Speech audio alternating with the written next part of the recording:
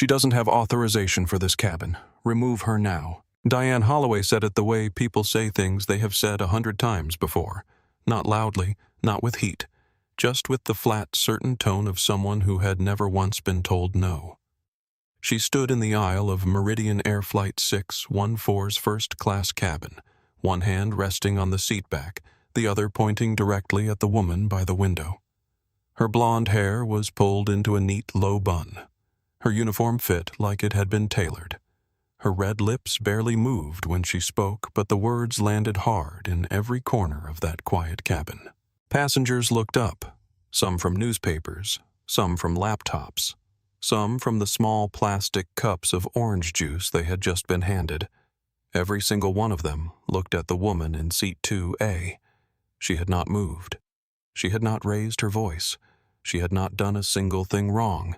Her name was Naomi Clarke, 44 years old. She wore a dark navy blazer, straight black slacks, and flat black shoes. No diamond watch, no designer bag with a logo loud enough to explain her presence. Just a small black laptop bag tucked neatly under the seat in front of her, and a boarding pass folded carefully in her left hand. She sat the way people sit when they are completely certain they belong somewhere. Quietly. Still. With the kind of calm that does not need to announce itself. Diane Holloway looked at her and saw something that needed to be removed. The narrator's voice drops here, and it needs to because what happened next was not an accident.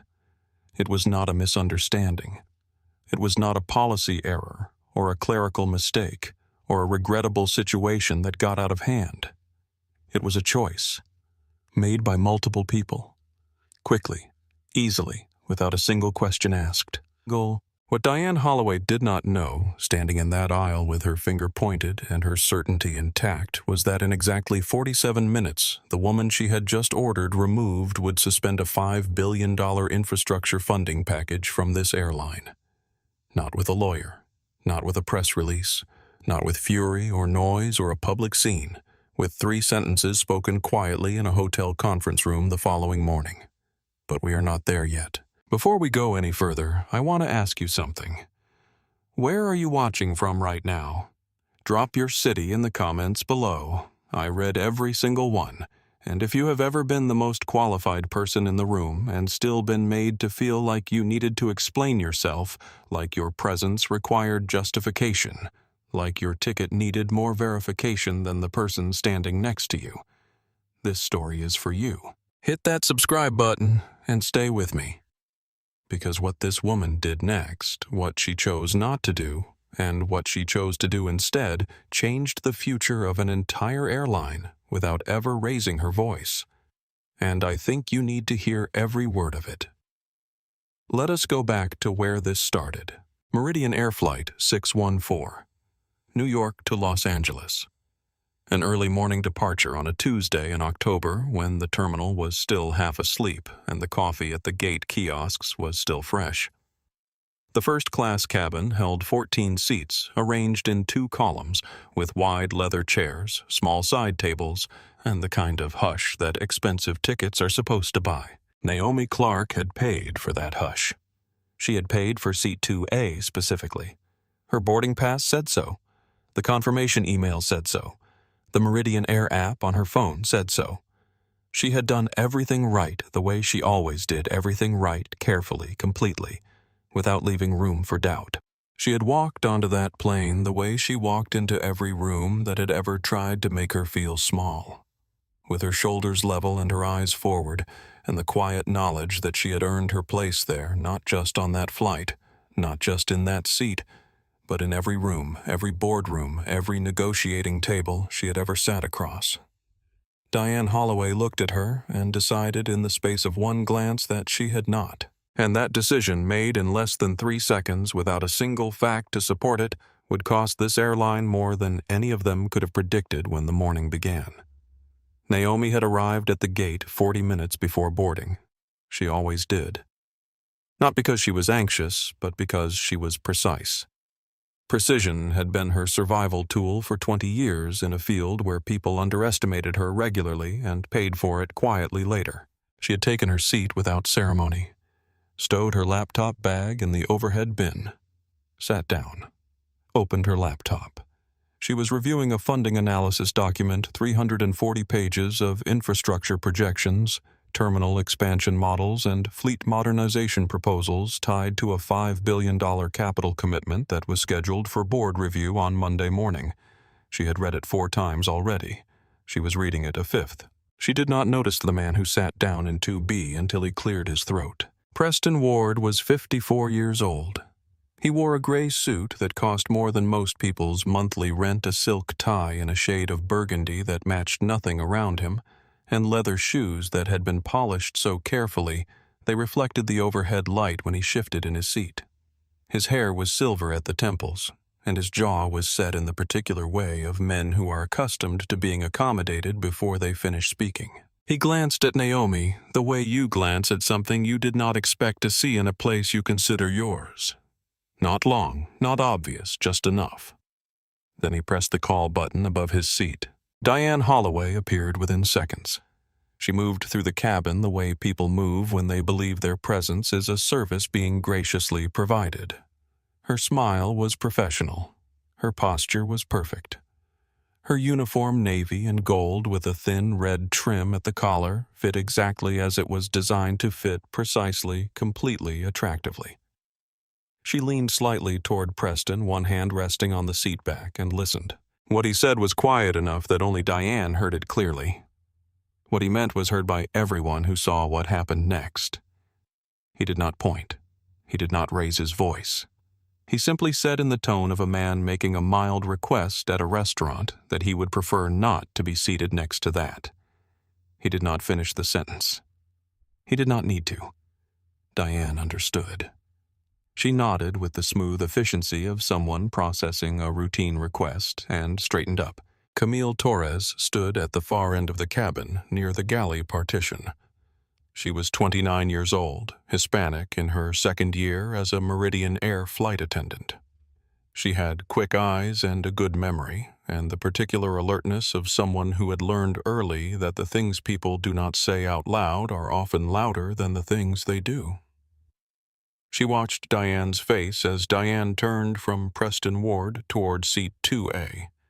She saw the nod. She did not say anything. Not yet. But her hands, which had been holding a small tray of juice cups, went very still. Diane walked the 3 steps to seat 2A with exactly the same pleasant expression she wore for every passenger interaction. She placed one hand lightly on the seat back beside Naomi and bent forward slightly as if offering a confidence. "Miss, I'm going to need to ask you to move to another seat. We have a seating accommodation request." Naomi looked up from her laptop. She did not look startled. She did not look angry. She looked at Diane the way you look at a sentence that doesn't quite make grammatical sense trying to find the meaning.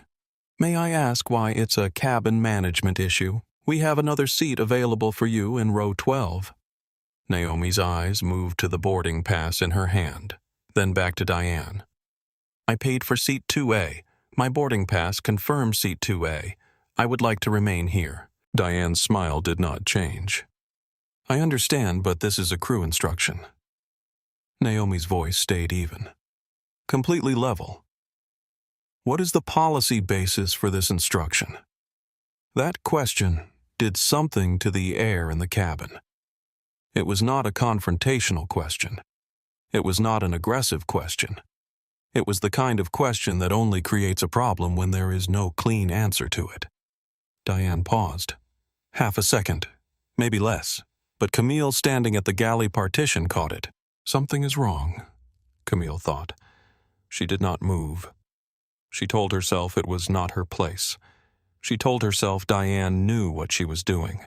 She told herself a lot of things in that half second that she would spend the next 24 hours wishing she had not.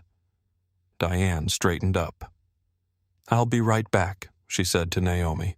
Her voice was still pleasant. Her expression was still professional, but she had not answered the question. She had not answered it because there was no answer that could survive being spoken aloud. She walked toward the front of the cabin, past the galley, past the cockpit door, and knocked twice. Captain Gerald Voss was 57 years old. He had silver hair, a jaw that had been set in exactly the same expression for the last 15 years, and the practiced authority of a man who had given orders in high-pressure environments long enough that giving orders no longer felt like a choice.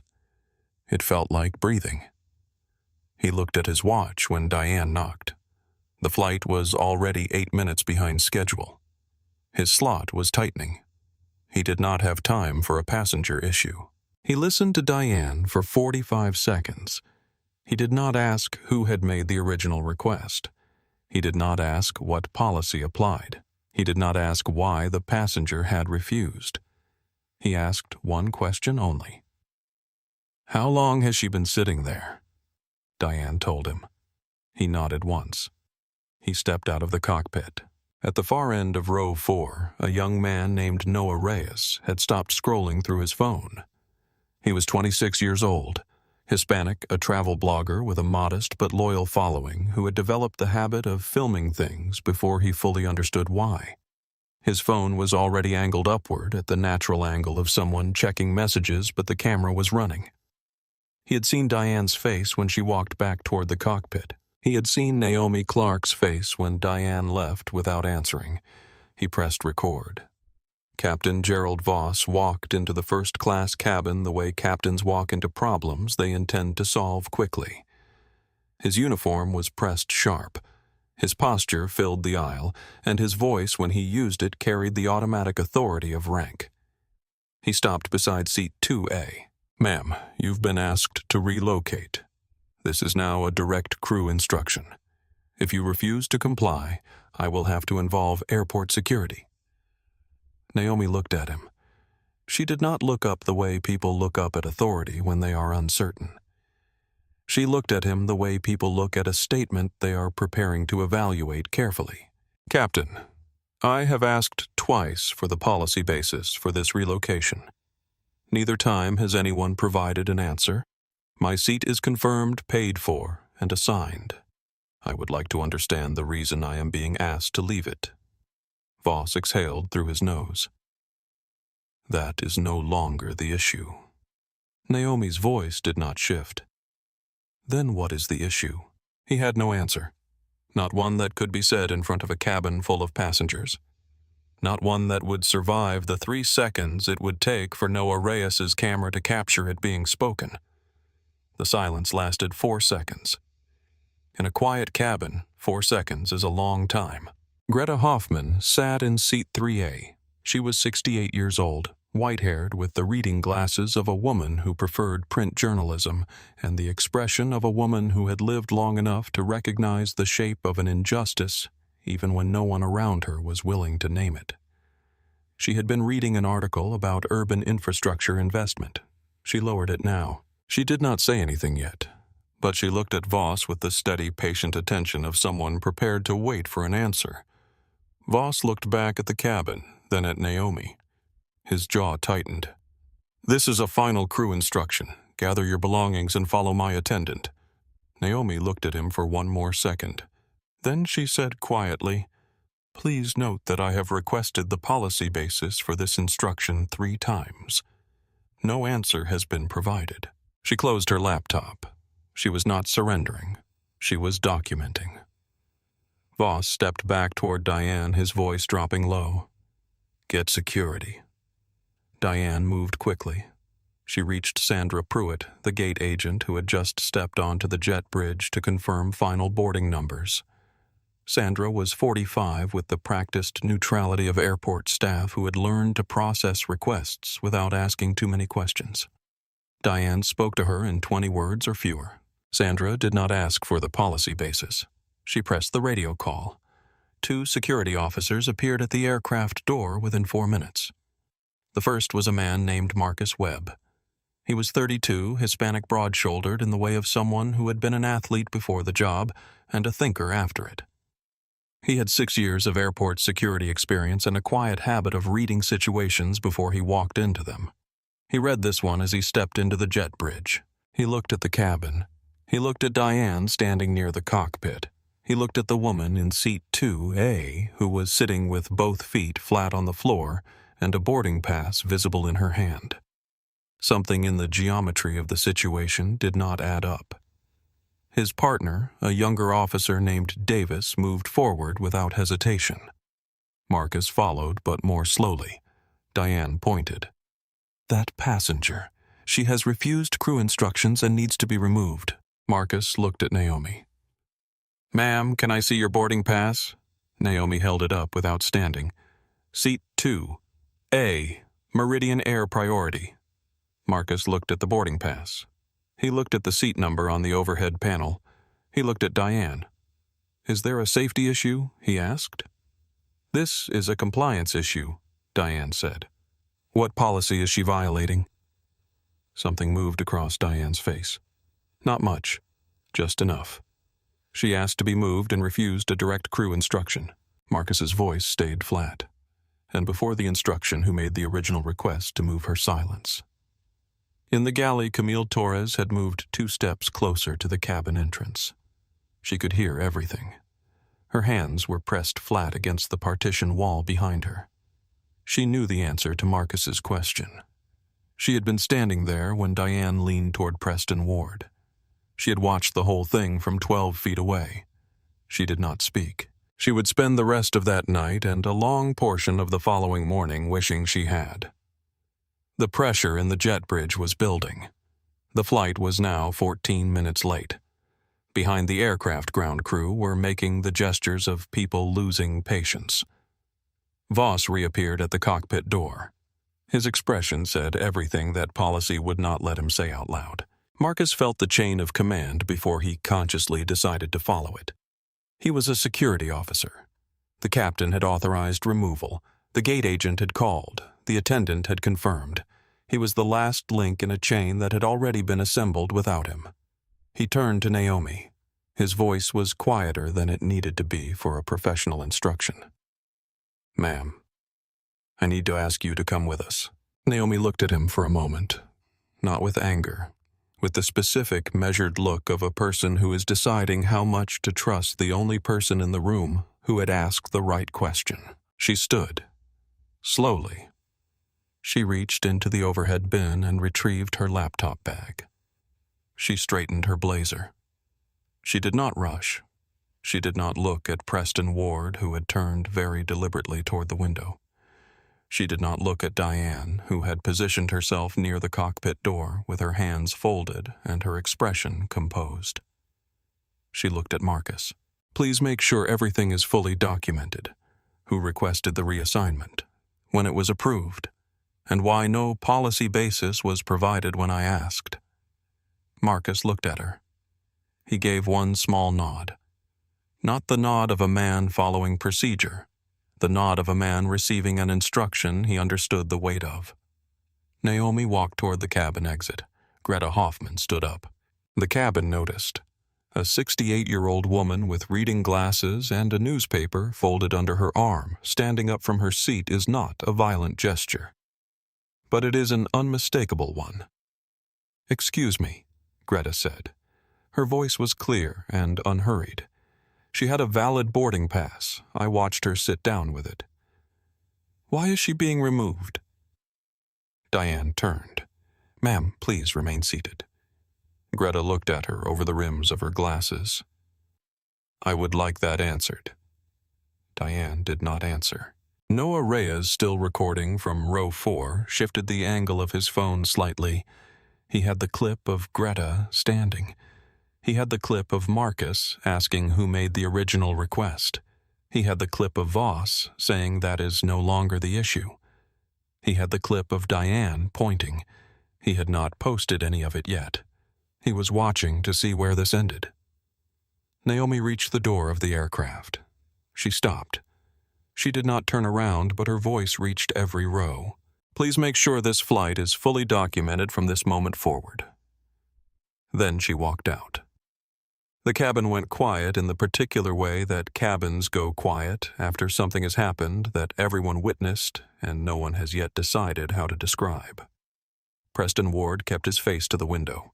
Greta Hoffman sat back down slowly, the newspaper still folded under her arm, her expression the expression of a woman who had just watched something she intended to remember. Camille Torres stood in the galley, with her back against the partition and her eyes on the floor, and the weight of everything she had not said pressing down on her like cargo. Diane Holloway walked back to the service cart. She smoothed her jacket. She picked up a clipboard. She moved with efficiency and certainty. She had done her job. She believed that completely. She would not believe it by morning.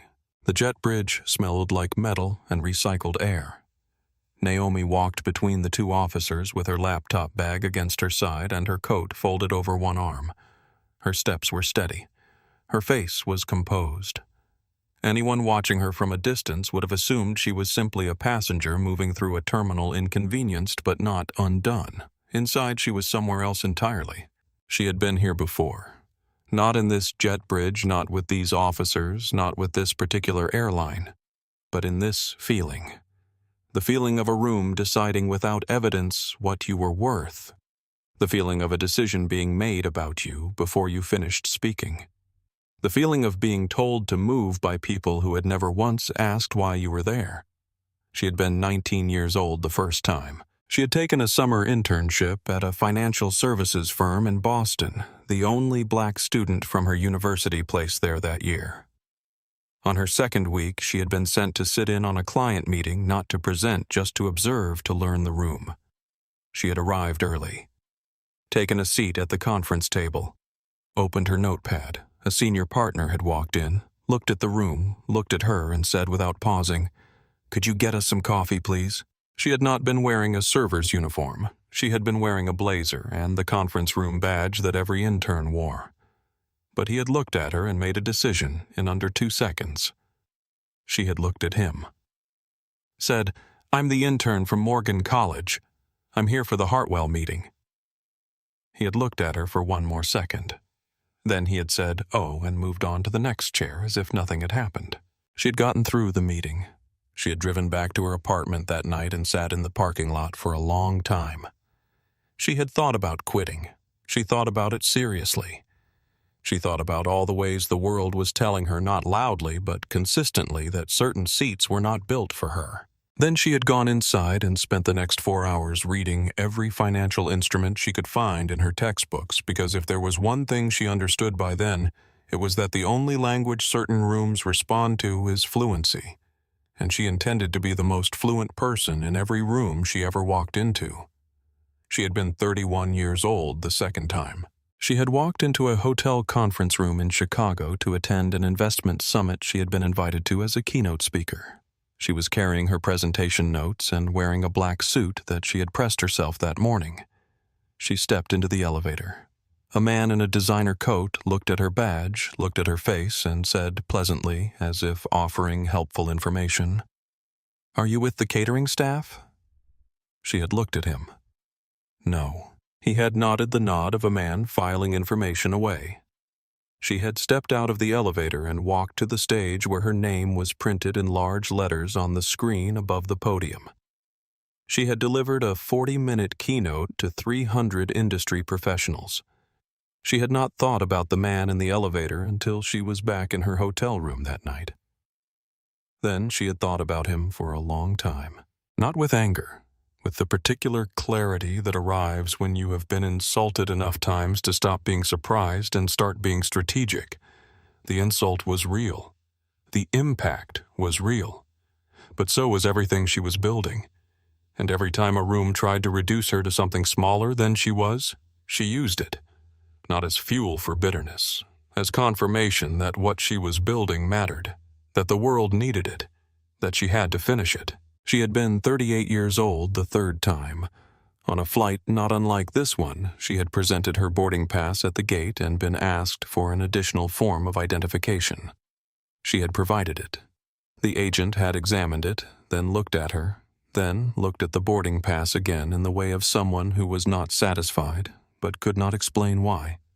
Behind her, 3 male passengers had been waved through without stopping. She had handed over a second ID without comment. She had boarded the plane. She had found her seat. And as she sat down, she had taken out a small notebook and written down the date, the time, the flight number, the gate agent's name from the badge, and one line of description. Requested additional ID. No policy cited. 3 prior passengers not asked. It was a small entry. It took 40 seconds to write.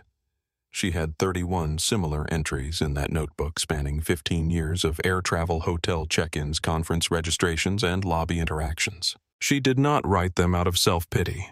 She wrote them because the truth deserves a witness, and because she had learned slowly and then completely that the most powerful thing she could do in a room that wanted to dismiss her was to remember every detail of what happened, record it clearly, and wait. She was very good at waiting. Tonight was the 4th time. No, that was not accurate. Tonight was the latest time. The count had stopped being useful years ago. What was different about tonight was not the insult. Insults of this kind arrive with depressing regularity in the lives of people who look like Naomi Clarke and carry the credentials that Naomi Clarke carries and still get pointed at in first-class cabins by women with red lips and pleasant smiles and no policy basis for their instructions. What was different about tonight was what was sitting in Naomi's laptop bag. 340 pages of infrastructure analysis. $5 billion in capital committed in principle pending board approval on Monday morning. Fleet modernization for 112 aircraft. Terminal redevelopment at 6 major airports. International route expansion into 4 new markets. Jobs, contracts, years of growth. All of it attached at every level to a single governance chair signature. Hers. She walked through this terminal with Marcus Webb beside her and thought about the man in Boston who had asked for coffee.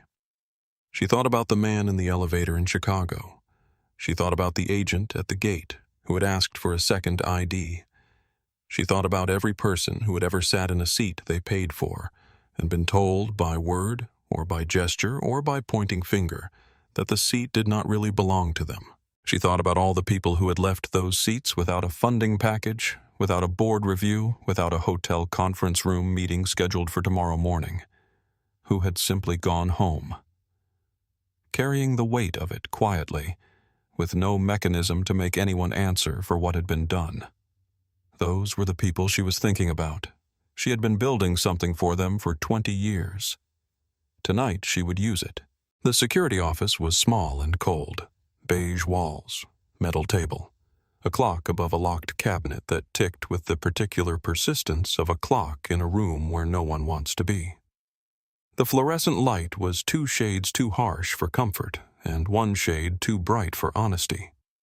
Naomi placed her coat over the back of a chair and sat down before anyone asked her to. Marcus Webb sat across from her.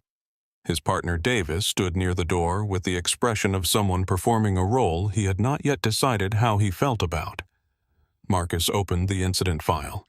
He looked at Naomi. He looked at the boarding pass on the table between them. He had been doing this job for 6 years. He had handled drunk passengers, belligerent travelers, people who genuinely believed that rules did not apply to them. He had a very clear internal picture of what someone who had done something wrong looked like when they were in this room. Naomi Clarke did not look like that. She looked like someone who was about to give a deposition. "I need the incident number," she said. "The full names of every airline employee involved in this incident, and written confirmation that the original seat change request, including the stated reason, is attached to this report," Marcus wrote. His pen moved slowly. Most passengers in this room asked one question. "When can I get on the next flight?" Naomi had not asked about flights at all. Davis looked at her from the door, then looked at Marcus. Something passed between them that was not quite a question and not quite an answer. Marcus began the formal documentation. "Did you raise your voice at any point during the interaction on the aircraft? None. Did you threaten any member of the crew? None. Did you refuse to leave when security arrived? No. I left voluntarily. I would like that language used in the report." Marcus wrote it down. Left voluntarily. He underlined it once without deciding to. He looked at the boarding pass again. Seat 2. A. Priority marking. The name printed clearly. He looked at the seat assignment on the incident form that Diane had filled out before security was called. Row 12. Economy. No reason column. Blank. He set the pen down. Ms. Clarke. Who made the original request to move you? Naomi looked at him. That is what I need you to find out. Marcus held her gaze. There was something in her eyes that was not anger and not hurt, and not the pleading quality of someone hoping to be believed. It was precision. The look of a person who had already decided what the record needed to say and was making sure methodically that it said it. He picked the pen back up. From outside the office came the muffled sounds of the terminal, announcements, rolling bags, the distant beep of a cart in reverse, the world moving forward without interruption around someone else's injustice the way the world always does. Naomi looked at the closed door. For just a moment her face changed, not with weakness, with fatigue. The specific fatigue of a person who has been doing this exact thing, sitting in this exact kind of room, asking for this exact kind of documentation for longer than anyone should have to.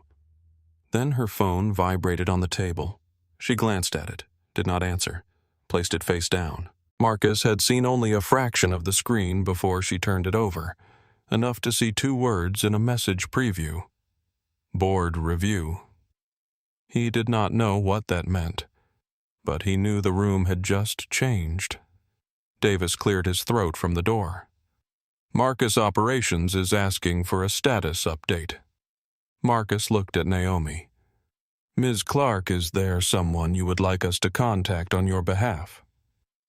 Naomi lifted her eyes from the table. No, she said. They will contact you. Her voice was not mysterious. It was not dramatic. It was the voice of a person stating a fact. The same tone she had used when she said I paid for seat 2A. The same tone she had used when she asked for the policy basis. Clear, calm, already accurate. Marcus wrote the last line of his initial report. He read it back silently. Passenger requested documented reason for reassignment. No policy basis provided. No safety concern cited. No physical resistance offered. Left aircraft voluntarily upon security request. He looked at the line. Then he looked at the blank reason column on Diane Holloway's form. Those 2 documents sitting side by side on a metal table in a beige room told 2 different stories. One was short and convenient. One was honest. He knew which one was going to matter. He closed his folder and looked at Naomi Clarke, a woman who had been removed from a first-class seat with a valid boarding pass and had spent the entire time since asking only for the truth to be written down correctly. Ms. Clarke, he said, I want you to know that everything you requested will be in the report. Naomi looked at him for a moment. Then she gave one small nod. The kind of nod that is not gratitude exactly, but recognition. The recognition of one person seeing another person do under pressure, the thing that they were supposed to do all along. Thank you, she said. Marcus nodded back. Then he stood, picked up both folders, and walked to the door. Davis held it open. As Marcus passed him, Davis said quietly, That wasn't a normal removal. No, Marcus said. It wasn't. He walked back into the terminal with both folders in his hand and a question that had been forming since the moment he stepped onto that jet bridge now fully present in his mind. Who made the original request? Gate 22 had the particular atmosphere of a place where something has gone wrong, but no one has agreed yet on how wrong. Sandra Pruitt stood behind the counter with her arms folded and the slightly too controlled expression of a person maintaining composure through conscious effort. The departure screen above the gate still listed Flight 614 as boarding. It had not updated in 11 minutes. The phone at the gate counter rang. Sandra answered it with her gate agent's voice, the one she had been using for 9 years, measured, professional, mildly warm. Gate 22. This is Sandra. She listened. The voice on the other end was from the compliance office. Not customer relations, not operations. Compliance. Sandra's hand tightened on the receiver. Who authorized the manual seat reassignment on Flight 614? Sandra. It was a crew accommodation request. the voice supported by what policy documentation? Sandra. The captain approved the reassignment. The voice, before the captain. Who made the original request? Sandra looked at the gate door, then at the departure screen, then at her hands. It was a passenger preference, she said. Mr. Ward is a priority member. The voice is passenger preference, a documented policy basis for removing a confirmed passenger from a paid cabin seat. Sandra did not answer because the answer was no, and they both already knew it. The voice said, "Pull up the passenger profile. Naomi Clarke, seat 2A. Sandra typed the name. The screen loaded, then stopped. A flag appeared, blue border executive level access required. She tried again. The same flag. Corporate confidentiality. Atlantic Bridge Capital. Governance chair. Sandra stared at the screen the way you stare at something you recognize is significant without yet fully understanding how significant. Then she picked up the internal line and called Rita Gaines. Rita Gaines was the station operations manager for Meridian Air's New York terminal. She was 52, Caucasian, with the short practical hair and direct eye contact of a woman who had been solving airport problems for 23 years and had very little patience left for problems that did not need to exist. She arrived at gate 22 in under 4 minutes.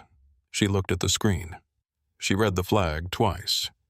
She did not change her expression. She picked up her phone, called the regional executive desk, and listened for 90 seconds. When she hung up, she turned to Sandra. "Go find the captain, right now." Sandra moved. Inside the aircraft, which was still connected to the jet bridge and going nowhere, the atmosphere had changed in the way cabin atmospheres change when passengers understand that a delay is no longer mechanical. No one was checking departure times anymore.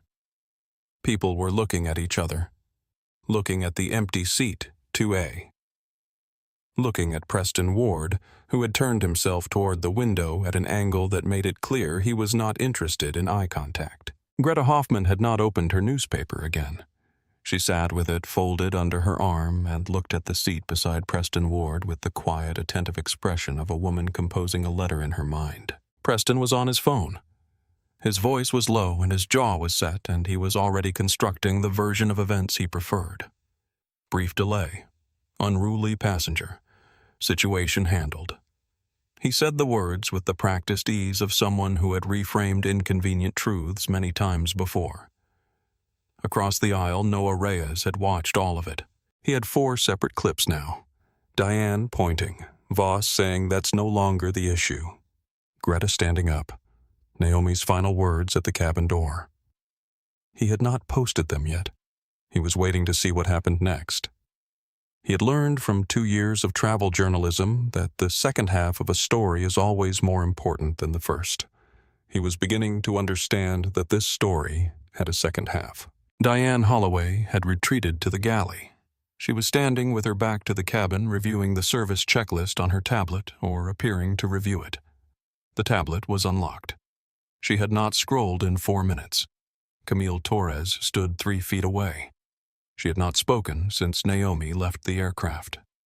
Camille was thinking about the moment Diane had turned from Preston Ward's seat toward 2A. The nod, the smoothness of it, the way it had taken no deliberation at all. She was thinking about Naomi's question. What is the policy basis for this instruction? She was thinking about the fact that no one had answered it. Not once. Not at any point. She thought about what it would have cost to answer it honestly. What it would have cost Diane. What it would have cost the airline. What it would have cost Preston Ward if one person in that cabin had simply said, "The reason we are asking you to move is that the man beside you does not want to sit next to you." It would have cost one person their comfort. Instead, it had cost a woman her seat. Camille set down the service card she was holding. Her voice was quiet. "Diane." Diane did not look up. She asked why. She asked 3 times. Diane's hands moved on the tablet. "We never answered her." Diane's jaw tightened. I followed the captain's instruction. Camille looked at her. Did you follow Mr. Ward's request? The galley went still. Diane did not answer. That was her answer. Sandra Pruitt reached the cockpit door and knocked. Captain Voss opened it with the expression of a man who had been expecting this knock and was already constructing his response to it. Sandra told him that Rita Gaines wanted to speak with him, that compliance had called, that the passenger's profile had a corporate confidentiality flag. Voss listened. His expression did not change on the surface. Beneath it, something shifted. He had authorized a removal. He had done it in under a minute. He had done it because the flight was late and his lead attendant had reported non-compliance, and he had not asked the question that would have changed everything. He had not asked why she was being asked to move in the first place. He understood, standing at the cockpit door with the jet bridge still attached and the departure screen still wrong, that this was not a small oversight. It was the oversight. Everything else had flowed from it. He walked out of the cockpit. At the gate, Preston Ward's name was now in a different kind of document. Not the passenger manifest, the incident file. Next to his name in the field for precipitating action requested passenger reassignment. No policy basis cited. Request processed by gate staff. Rita Gaines read the line twice. Then she looked at the aircraft still sitting under the floodlights at Gate 22 and said to no one in particular, her voice flat and careful, "This is going to need to be handled very differently than it has been so far." Nobody disagreed with her. Outside the terminal windows, the October sky was going gray at the edges. The city below was already moving into the ordinary rhythm of morning. People buying coffee, taking trains, starting their days with the assumption that the world would treat them reasonably well until it proved otherwise. In a small security office on the other side of the terminal, Naomi Clarke sat with her hands folded on a metal table and waited, the way she had always waited, with patience, built from necessity and precision, built from survival, for the moment when the truth she had been documenting became impossible to ignore. That moment was arriving faster than anyone at Gate 22 had expected. And I want to stop here for a second and ask you something directly. If you were Naomi Clarke right now, sitting in that security office, having been escorted off a plane you legally paid for in front of a full first-class cabin, having asked for a reason 3 times and been given nothing, what would you have done? Would you have argued on the plane? Would you have demanded to speak to a supervisor before you moved? Would you have filmed it yourself? Would you have cried in that security room when the door closed and no one was watching? There's no wrong answer, because every one of those responses would have been completely human and completely understandable. But what Naomi chose to do was something else. She asked for documentation. She stayed calm. She waited. And she said 4 words to the security officer that set everything in motion. "They will contact you. Not I will contact them. They will contact you. Leave your answer in the comments. I want to know what you would have done, because the rest of this story depends on understanding exactly why her choice was the most powerful one she could have made." Rita Gaines entered the security office 11 minutes after Naomi had been brought in. She walked in the way of a woman who had already made several phone calls, read several flags, and arrived with the understanding that she was dealing with something that had moved several levels above a passenger dispute. She looked at Naomi, at Marcus, at the 2 folders on the table. She introduced herself. "Ms. Clarke, I'm Rita Gaines, Station Operations Manager. I want to sincerely apologize for the circumstances that brought you here tonight." And Naomi cut her off. "Not rudely. Precisely. I don't need an apology yet. I need documentation." Rita stopped. Sat down across from Naomi without being invited to. She recognized the posture of a person who was not going to be managed. Naomi placed both hands flat on the metal table. She looked at Rita with the clear, level focus of someone who had been preparing for this moment, not tonight, but for a very long time. "My name is Naomi Clarke. I chair Atlantic Bridge Capital. We currently hold a $5 billion infrastructure funding package under formal review for this airline. That review is scheduled for Monday morning. The package covers fleet modernization for over 100 aircraft terminal redevelopment at 6 major airports and international route expansion into 4 new markets. The room did not make a sound. Marcus Webb stopped breathing for approximately 1 second. Davis, still near the door, went very still. Rita's face underwent a change that was not panic, because she was too experienced for panic, but was the specific expression of a person watching the scale of a problem arrive in full. Naomi continued, "Tonight your airline removed me from a paid first-class seat based on a request from another passenger. No policy was cited. No safety reason was given. When I asked for a reason, no one answered. That question was asked 3 times to 3 different airline employees before I was escorted off the plane by airport security." She looked at Marcus. He asked the right questions. "Your crew did not." She looked at Rita. "As of this moment, the funding review is suspended." Rita's mouth opened. "Ms. Clarke, I understand this is serious, and if we can—" Naomi's voice did not rise. It became more distinct, more precise, the way a scalpel becomes more precise when held by a steadier hand. "I'm not finished." Rita closed her mouth. "The review will remain suspended until I receive a complete documented account of every decision made tonight. Who requested my seat change? Who approved that request? Who gave the removal order? What policy, if any, was consulted at any single point in this process? And the identity and statements of every airline employee involved."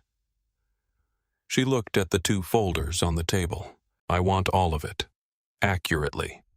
Not the version that protects the decision. The version that describes what actually happened."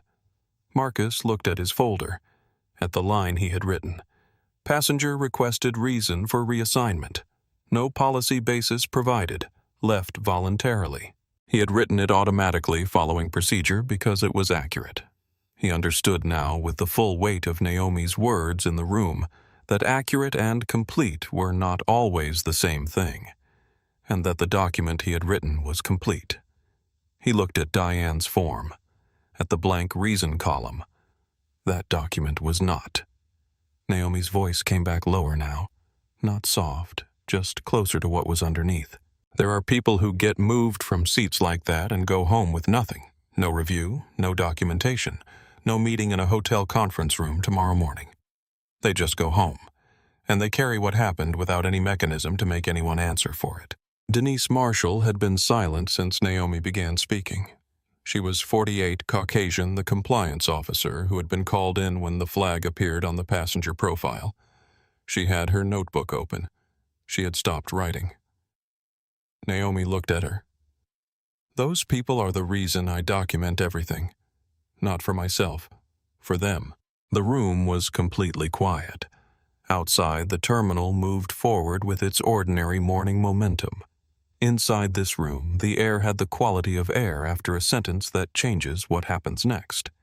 Rita spoke carefully. Her voice had shed its operational tone. What she said was not a script. It was just a person speaking. "Ms. Clarke, what would it take to begin rebuilding your confidence in this airline?" Naomi looked at her for a moment. "Systems," she said. Rita waited. Not speeches, not a public apology drafted by a PR team, not a voucher or an upgrade or a carefully worded letter with a reference number. Systems. Who has the authority to override a confirmed paid seat? What reason must be documented before that override is processed? Who reviews a removal order before security is contacted? How complaints made by high-status passengers against other travelers are screened before action is taken? She looked at everyone in the room in turn. And most important, who gets believed first? Because right now the answer to that question is the same as it has always been. And that is the problem that every system in this terminal was built around without anyone deciding to fix it. Marcus closed his folder. He looked at the table. He had been in this job for 6 years. He had never once until tonight sat in this office and heard someone describe the invisible architecture of the thing he had been operating inside of without knowing it. He would think about those words, who gets believed first, for a very long time. Naomi stood. She picked up her laptop bag. She straightened her blazer. She looked at Rita one more time. You asked what correction looks like. It starts when the next person with a valid ticket is treated like a human being before anyone decides to ask what they are worth. Then she walked out of the security office into the terminal with the boarding pass still in her coat pocket and a call to make and a Monday morning that was now going to look very different than anyone at Meridian Air had planned. The crew lounge near the terminal's D corridor was empty except for Diane and Camille. The vending machines hummed. A television in the corner played weather coverage with the sound turned off blue light moving across the walls in slow pulses. Diane sat with her tablet face down on the table beside her. She had not looked at it in 20 minutes. Camille sat across from her with a cup of coffee she had not touched. She had been trying to find the right sentence for the last 15 minutes. She was not a confrontational person by nature. But she had stood in that galley and watched everything and said nothing, and the weight of that was beginning to feel like its own kind of participation. She asked why Camille said. Her voice was quiet, not accusatory, just true. Diane looked at the table. She asked more than once. I know. Camille looked at her. And we never answered. Diane's jaw tightened. I was following the captain's lead. He gave the instruction. I executed it. Camille said gently, but without softening it. Were you? Or were you following Mr. Ward's request? Diane did not answer. That silence was its own kind of answer, and they both knew it. Camille looked down at the table. Her voice went quieter. I should have said something. I was standing right there. I saw you lean toward him. I saw the nod. I knew something was wrong, and I stayed in the galley and arranged cups. Diane. You're a junior attendant. There was nothing you could have. Camille, I could have asked why. Diane looked up. Camille. Anyone in that cabin could have asked why. It was a reasonable question. She asked it. Nobody answered it. And I just stood there. She pressed her hands flat on the table. That is on me. I am not making excuses for that. But I am also not going to sit here and pretend that what happened tonight felt right while it was happening. Because it didn't. I knew it didn't. And I chose the easier thing. Diane was quiet for a long time. When she finally spoke, her voice had lost the professional edge. I thought if I let her refuse, every passenger would start questioning every instruction we gave. I thought it would undermine the crew's authority. Camille looked at her. Or maybe she was just asking for a reason, and when someone asks for a reason and the reason exists, you give it, and when no reason exists... She did not finish the sentence. She did not need to. Diane picked up her tablet, set it back down without unlocking it. 9B Captain Gerald Voss. The operations office was small and fluorescent lit and smelled like printer ink and old coffee. Captain Voss sat across from Angela Reeves, the compliance officer who had been called in from the regional desk. A recorder sat between them. Angela's notebook was already half full. For the record, she said, state your name and role. Thomas Gerald Voss, Captain Meridian Air. He paused. Flight 614. Angela folded her hands. Before authorizing the removal of the passenger in seat 2. Did you personally review the original seat assignment history? Voss looked at the recorder. He could hear in the precision of her question the shape of what was coming. No. Why not? His thumb moved against the side of his watch. My lead flight attendant reported a compliance issue. The flight was behind schedule. I believed I needed to act quickly, Angela wrote. Did you speak directly to the passenger before authorizing security involvement? I told her to relocate. Angela looked up. That is not what I asked. Did you speak with her? Did you hear her response? Voss exhaled. She refused to move.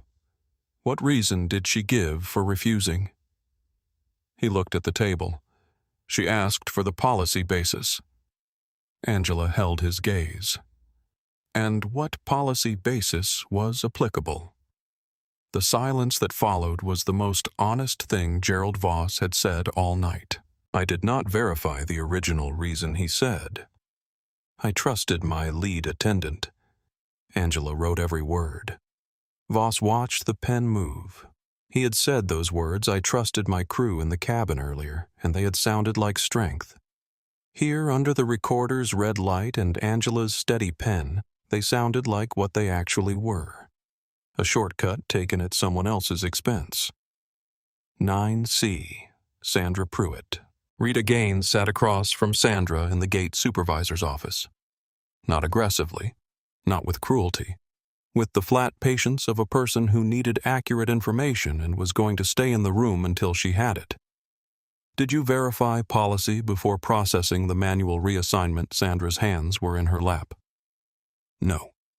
Did Mr. Ward provide a safety reason, a medical reason, or any documented accommodation basis? No. Sandra's eyes went wet but did not spill. She was trying too hard to hold it together for it to work for long.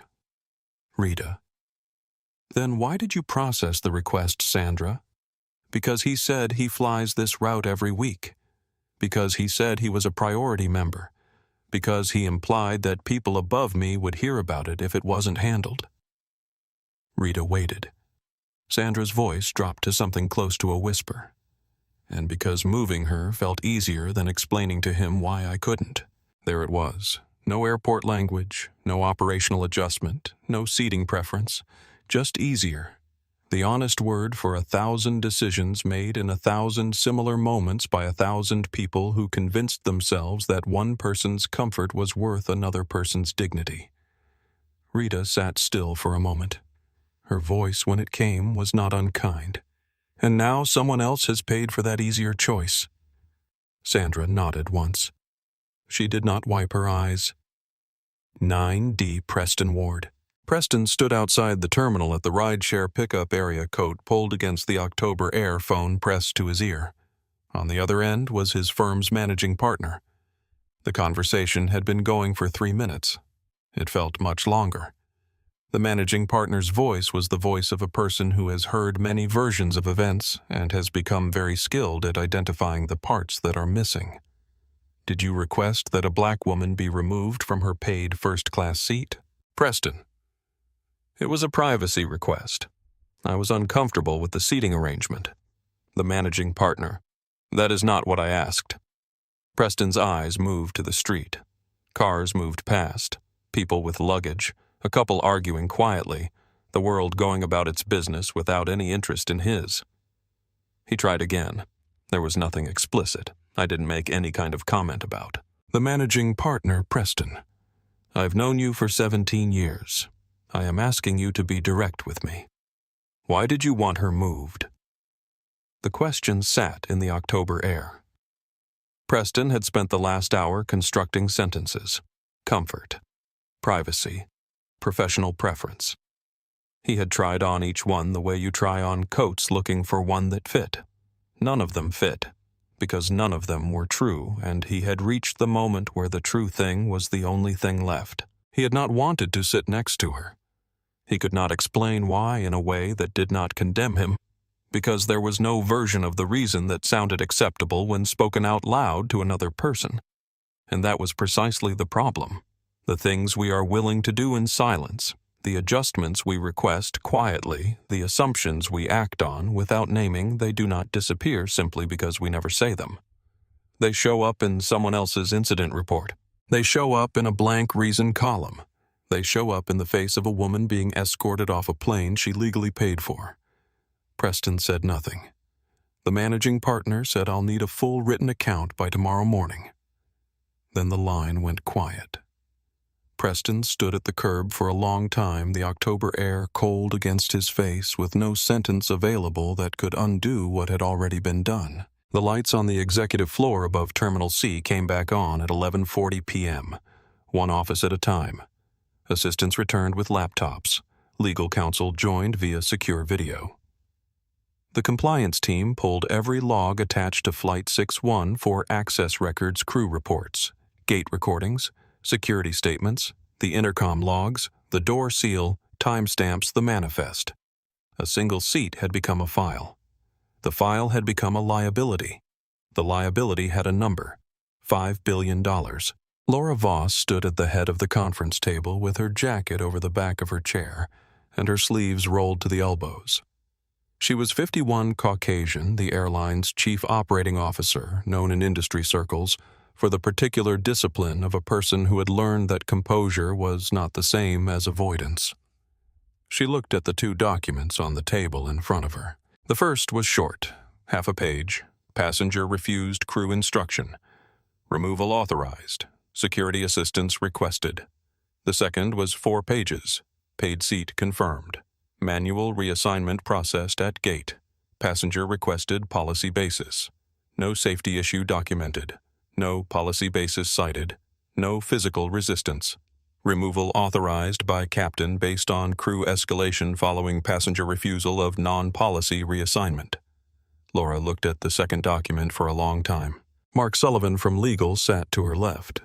He was the kind of attorney who got quieter when things got more serious, which meant he had been very quiet for the past 40 minutes.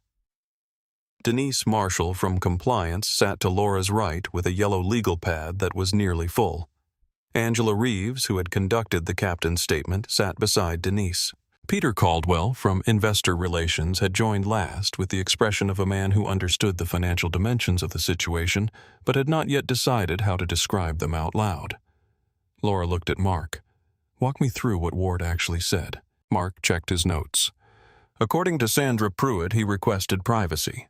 According to Diane Holloway's original account, he was described as a priority executive traveler with a comfort preference.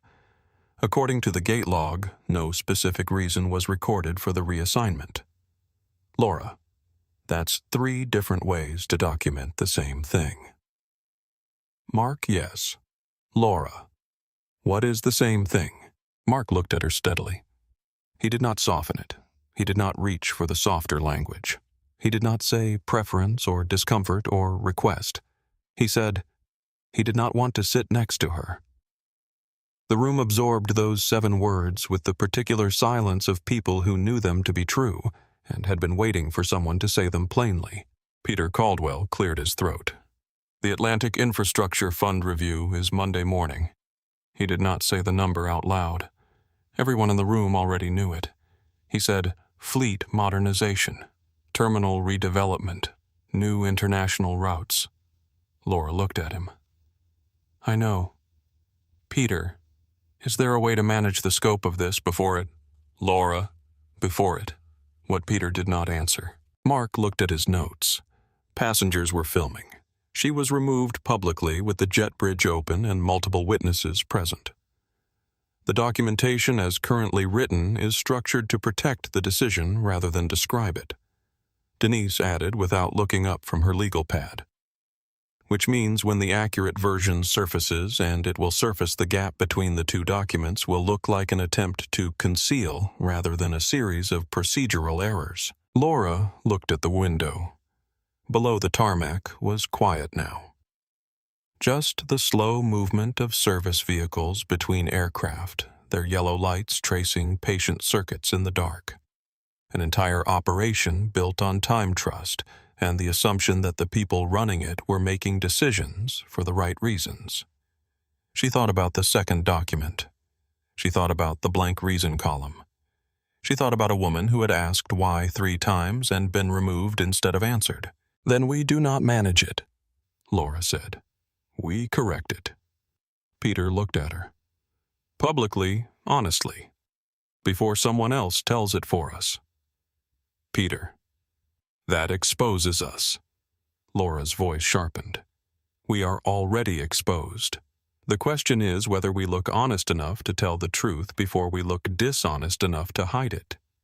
She looked at Mark. What does she need? Mark, based on her statement to the security officer, she asked for full documentation of every decision made tonight. Complete, accurate, not structured, to protect the airline's position. She also said, he looked at his notes. She said systems, not apologies. Systems.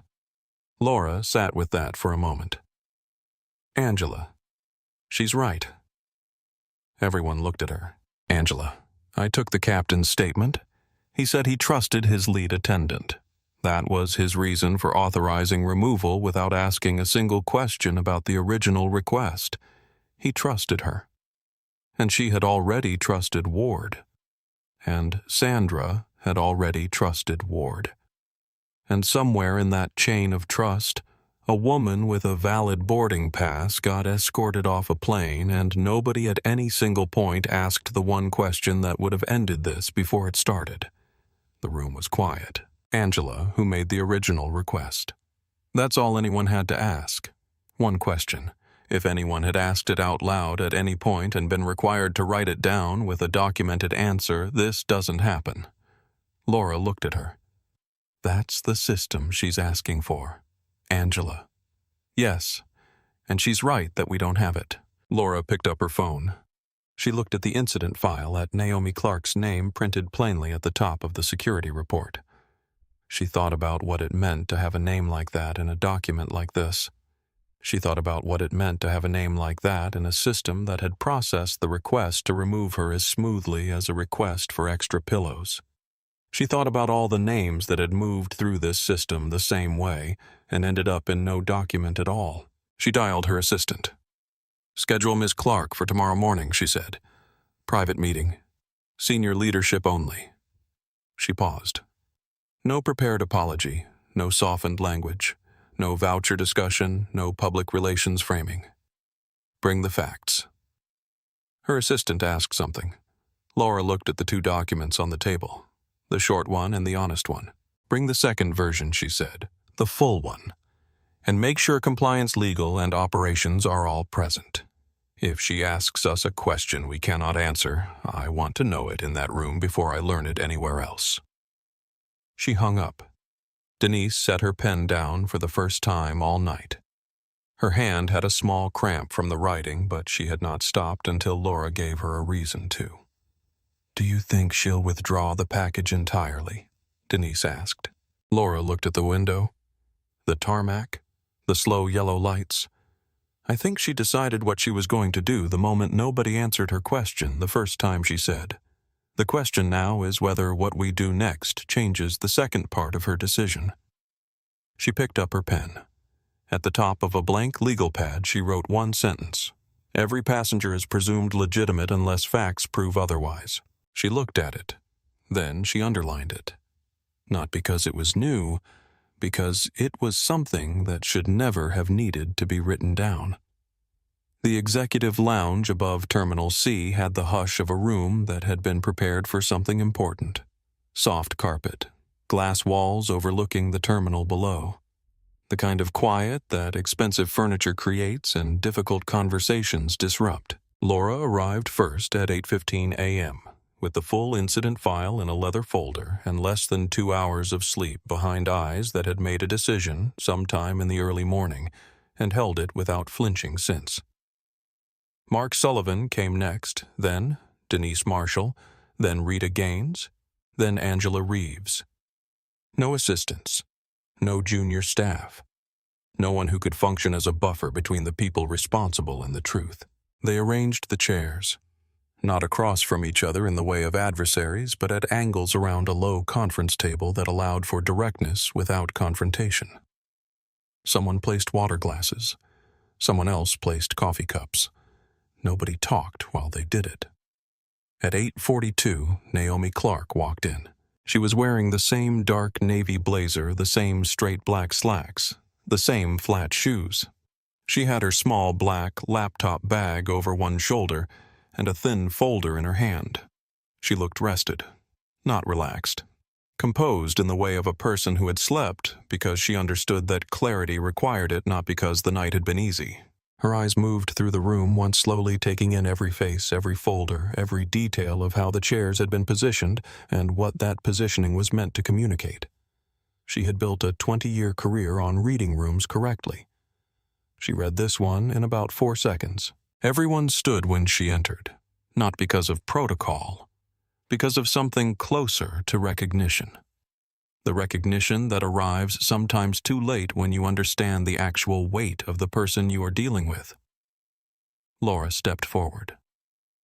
"Ms. Clarke, thank you for agreeing to meet with us." Naomi shook her hand once.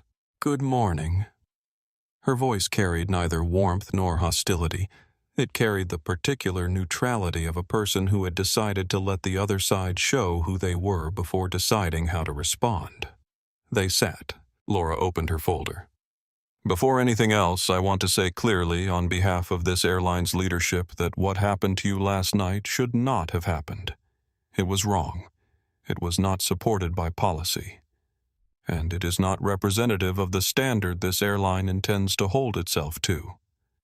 Naomi looked at her. Yes. The word was not forgiveness. It was not absolution. It was acknowledgement that the sentence had been spoken, nothing more. Mark leaned forward. "We have reviewed the full incident record. The manual seat reassignment lacked any documented policy basis. The escalation to crew instruction was not preceded by a satisfactory response to your reasonable requests for clarification. And the authorization of security removal was issued without verification of the underlying cause." Naomi nodded once. "Denise, the incident is now under formal compliance review. All employees involved have been interviewed, and their statements are attached." "I assumed it would be," Naomi said. There was a pause. A professional pause, the kind that happens when a room catches up to the fact that the person across from them was 10 steps ahead before the meeting began. Laura looked at the folder Naomi had placed on the table. It was thin, but clearly organized. Naomi made no dramatic gesture with it. She simply slid it across the table the way you slide a document to someone you trust to read it accurately. Inside was a timeline, screenshots, her original boarding pass, a photo of the row 12 seat number she had been offered, the names of the 3 employees who had failed to answer her question, 6 lines of notes written in a clean, precise hand, time-stamped describing each interaction from the moment Diane Holloway first approached seat 2A. She had prepared the document before Meridian Air's compliance team finished their first phone call. Of course she had. "I did not document this because I was offended," Naomi said. "I documented it because everyone around me kept changing the language. No one interrupted. At the gate it was called an accommodation. On the plane it became a crew instruction. In the jet bridge it became compliance. In the security office it became an incident. But the thing itself never changed at any point." She looked from Laura to Mark to Denise. "A passenger with organizational status requested that my seat environment be altered because my presence made him uncomfortable. Your staff chose to process that preference as though it were an authority. And at no point from the gate counter to the security office did anyone ask the one question that would have prevented everything else." She looked at Angela. "He asked the right questions in that security room. Your crew on that aircraft did not." Laura held her gaze without looking away. "You're right. That is accurate. And it cannot happen again." Naomi said, "My concern was never the seat." The room absorbed that sentence. It sat differently than the others. Heavier. More complete. It was the speed, she continued. The speed with which he was believed. The speed with which I became the problem. The speed with which a paid confirmed ticket became less important than one person's comfort. She looked at the table for a moment, then back at Laura. "There are people who walk off planes in situations like this and go home. No board review, no morning meeting, no documentation, no mechanism for accountability. Just humiliation carried quietly without resolution. Those people exist. They have always existed. And every process in this terminal was built without them in mind." Denise had stopped writing. Her pen rested against the legal pad at an angle that suggested she had forgotten it was there. Naomi looked at her. "Those people are the reason I document everything. Not for myself, for them." Angela spoke first, her voice lower than it had been. "Ms. Clarke, what does meaningful correction look like to you?" Naomi did not hesitate. "Systems." Laura looked at her. Not speeches, not press releases, not a training day with a motivational slide deck. Systems. Documented protocols for who has the authority to override a confirmed paid seat assignment and what reason must be recorded in writing before that override is processed. A mandatory review step before any removal is authorized that is not safety-related. A clear separation between safety instructions and customer preference in crew training and in documentation. A review process for complaints made by high-status passengers that screens for bias before action is taken against another traveler. She paused. And most important, a clear written answer to the question of who gets believed first. Because right now the unwritten answer to that question is the same as it has always been. And it is built into every decision that was made last night without anyone in this terminal stopping to notice it. The room was completely still. Outside the window, the morning had fully arrived. Planes moved in their careful lines. A family rushed through security below the mother pulling 2 rolling bags, a child running ahead with a stuffed animal under one arm. Ordinary people moving through an ordinary morning, trusting that the systems around them had been built with their dignity in mind. That trust was the thing Naomi was asking them to deserve. "Laura, have you decided on the status of the funding package?" Naomi sat back slightly. This was the first time she took a moment before answering. "I have recommended temporary suspension pending governance review." Angela closed her eyes briefly. Mark looked at his notes. Rita's hand tightened on her coffee cup. "Temporary," Naomi continued. "Not permanent, not withdrawn, suspended. If your review demonstrates that this was a correctable failure, that the processes I described did not exist and will now be built, the funding can proceed. If it demonstrates that this was a pattern that was known and protected, then it should not proceed." She looked at Laura directly. No revenge, no punishment beyond what is proportionate. Just responsibility. The kind of responsibility this airline should have been applying to itself long before tonight. Laura nodded. Slow, deliberate, understood. Naomi stood. She picked up her laptop bag. She straightened her blazer. She looked around the room one last time, not to make a point, just to see it clearly. At the door, she stopped. "You asked what correction looks like." Everyone in the room turned. It starts when the next person with a valid ticket is treated like a human being before anyone decides to ask what they are worth. Then she walked out. The room stayed quiet for a long time after the door closed. Not the quiet of people who had nothing to say. The quiet of people who were sitting inside something true. Understanding all at once and too late that it had always been there. Laura looked down at the sentence she had written the night before on her legal pad. Every passenger is presumed legitimate unless facts prove otherwise. She looked at it for a long moment, then she picked up her pen and began writing the correction plan. By Friday of that week, the consequences had landed quietly but completely. Diane Holloway was placed on suspension pending a formal conduct review. Not a performance review, a conduct review, a distinction that everyone in the crew understood the weight of. Captain Gerald Voss was put into administrative review and removed from active flight duty while the investigation was completed. Sandra Pruitt's system access was restricted while compliance finished auditing every manual seat override she had processed in the past 18 months. And Preston Ward received a message not from the airline, but from the managing partner of his own firm, requesting a written explanation before their Monday partner meeting. It was 4 lines long. It did not use the word please.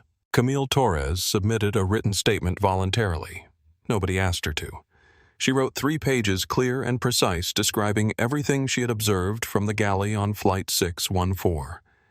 Everything she had seen and stayed silent about, and then decided she could not let stay silent any longer. It was not a dramatic document. It was just the truth in order with timestamps.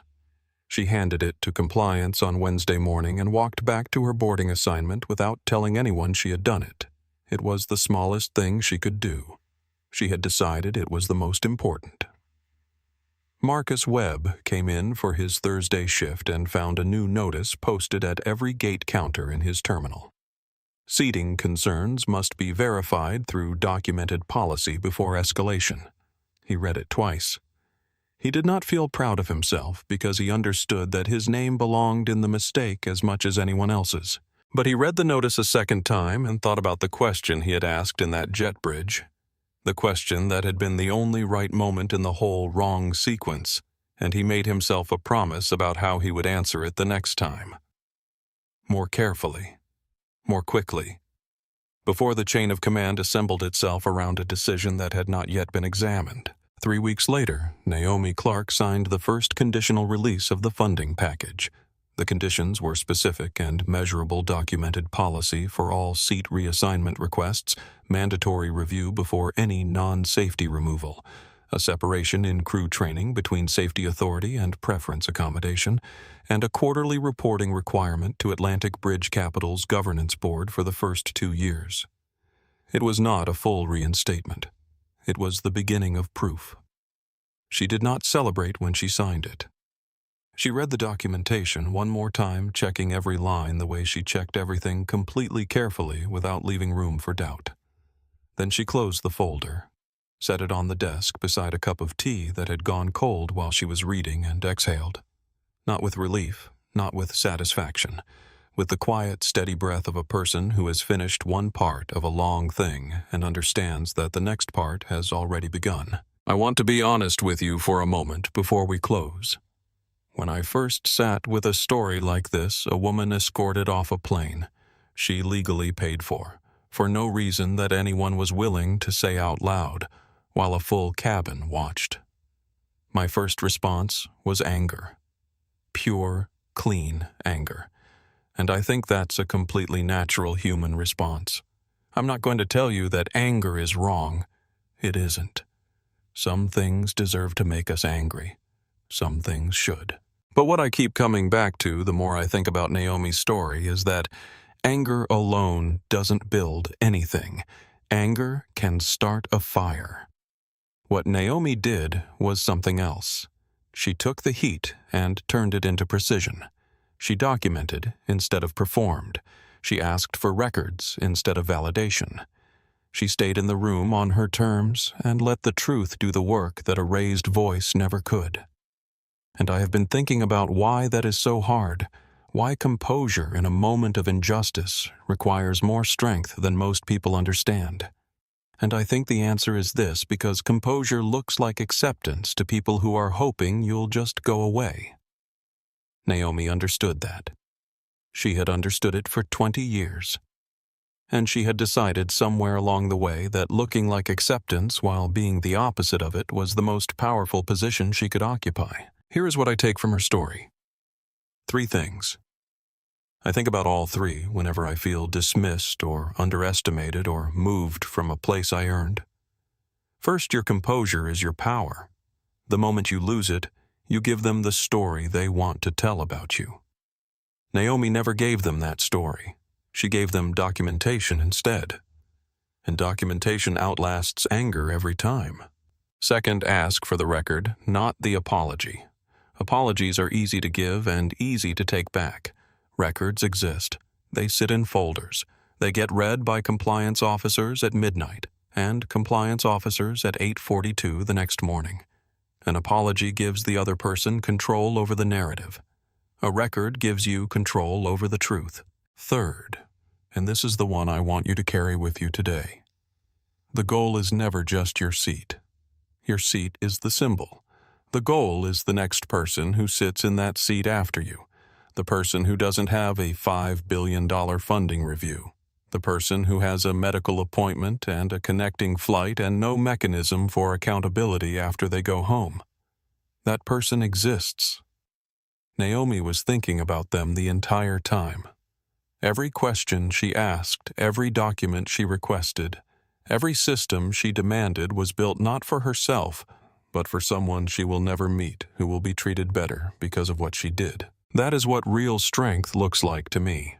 Not loud, not furious, not performing for a camera or a crowd, just unmovable, just precise, just building something that will matter after the moment passes. Naomi Clarke could have argued on that plane. She could have cried in that security office. She could have posted the video the second she walked off the jet bridge. Nobody would have blamed her for any of it. But she chose the harder thing, the slower thing, the thing that built something permanent instead of just making a point. And I think that choice, that specific choice, is worth thinking about the next time someone tries to make you feel small in a place you earned the right to be. If this story moved you the way it moved me, please share it. Let someone who needs to hear it find it. Drop a comment below and tell me what would you have done in Naomi's position. I read every single response, and if you want more stories about people who changed something real by refusing to be moved from where they belonged, subscribe to this channel. I'll see you in the next one.